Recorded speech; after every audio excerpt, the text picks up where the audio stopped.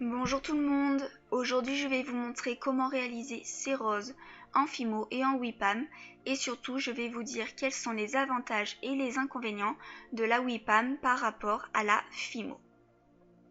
Donc tout d'abord au niveau de l'emballage, on voit que celui de la Fimo est très simple. Une fois qu'on l'a ouvert, il va falloir mettre du scotch pour qu'il soit un minimum hermétique. Alors que pour la WIPAM, on a une boîte qui est hermétique et en plus un film plastique sur la pâte. Donc je trouve que l'emballage est déjà un premier bon point pour la WIPAM par rapport à la Fimo. Alors pour la rose en Fimo, on va utiliser du rouge indien numéro 24 et pour celle en WIPAM, on va utiliser de l'incolore.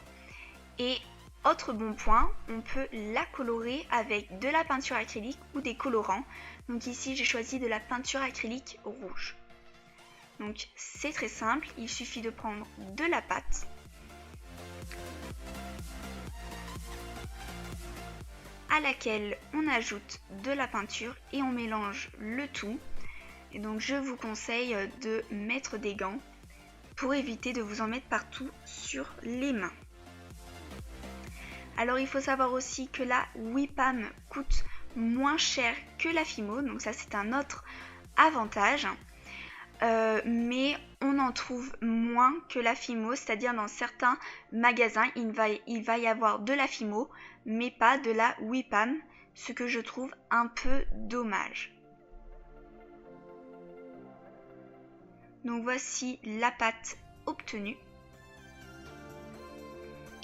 et on fait un boudin, on coupe des rondelles. Donc durant la vidéo, à chaque fois à gauche il y aura la pâte Fimo et à droite la pâte WIPAM.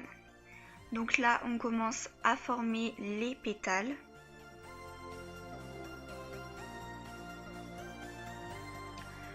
Donc la WIPAM, ce qui est bien aussi, c'est qu'elle ne va pas laisser de résidus de pâte sur les mains, contrairement à la Fimo où lorsque l'on va faire un mélange de deux couleurs, on va être obligé après d'aller se laver les mains parce qu'il va en rester en fait sur nos mains.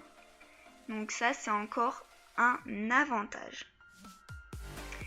Alors il faut savoir aussi que la WIPAM est fabriquée à partir d'ingrédients naturels, contrairement à la Fimo. Et d'ailleurs, lorsque l'on va sur internet et que l'on cherche les dangers de la Fimo, sur certains sites, on trouve qu'elle est toxique, sur d'autres qu'elle ne l'est pas.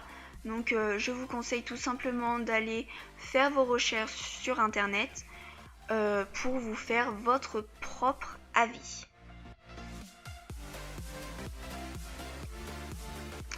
Et donc là, dans le tutoriel, on est en train de réaliser la rose. Donc tout simplement, on place les pétales les uns à la suite des autres.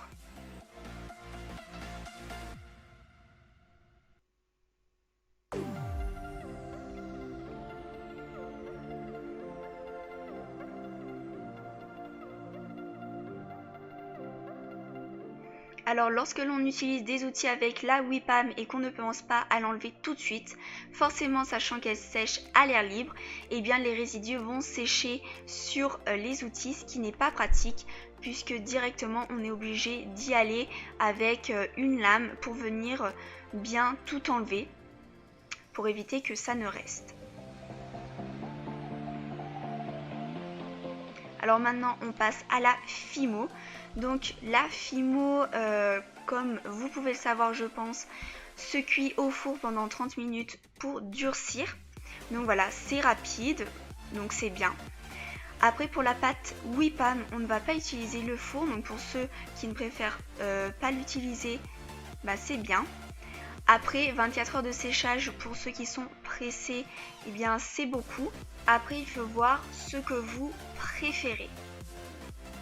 Alors aussi la WIPAM, il faut un peu se dépêcher parce qu'elle a tendance à durcir assez rapidement en fait en surface. Du coup, si vous avez de nombreux détails à faire, il faut vraiment se dépêcher parce que sinon vous ne pourrez pas les faire correctement puisque la pâte qui aura commencé à se sécher commencera un peu à s'effriter. Donc ça, c'est pas très pratique. Donc voici les deux roses. Pour celle en Fimo, on va la mettre au four pendant 30 minutes à 110 degrés et celle en WIPAM, on va la laisser sécher pendant 24 heures. D'ailleurs, on remarque que celle en WIPAM est un peu plus grande que celle en Fimo. Alors, on teste le Do Ting To, donc sur la pâte Fimo, ça ne fait rien, c'est simple. Alors que sur la WIPAM, qui a une texture assez molle, ça va emporter de la pâte, ce qui n'est pas très joli. Donc du coup, après c'est à vous de voir quel résultat vous préférez. Alors ici, on a nos deux roses qui sont cuites ou sèches et on remarque que la WIPAM s'est un peu rétractée puisqu'elle fait la même taille que celle en Fimo. Alors maintenant, on va vernir la rose en Fimo. Donc au niveau de l'étape du vernissage, c'est un peu pareil pour les deux pâtes. Ici, j'ai juste pris un vernis en spray, mais on peut aussi en trouver des liquides comme pour la pâte Fimo.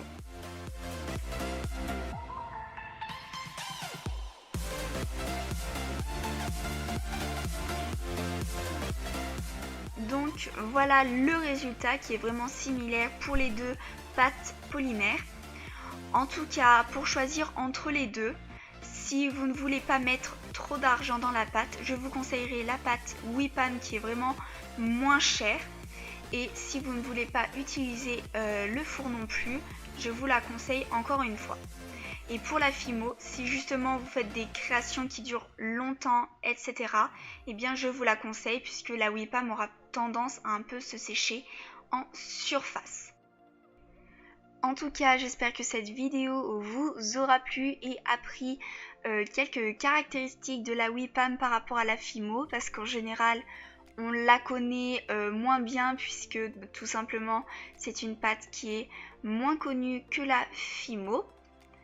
Et si vous hésitez entre les deux pâtes, je vous conseille donc de tester les deux pour savoir laquelle vous convient le mieux par rapport à vos goûts et à vos attentes. Et donc je vous dis à bientôt pour de nouvelles vidéos.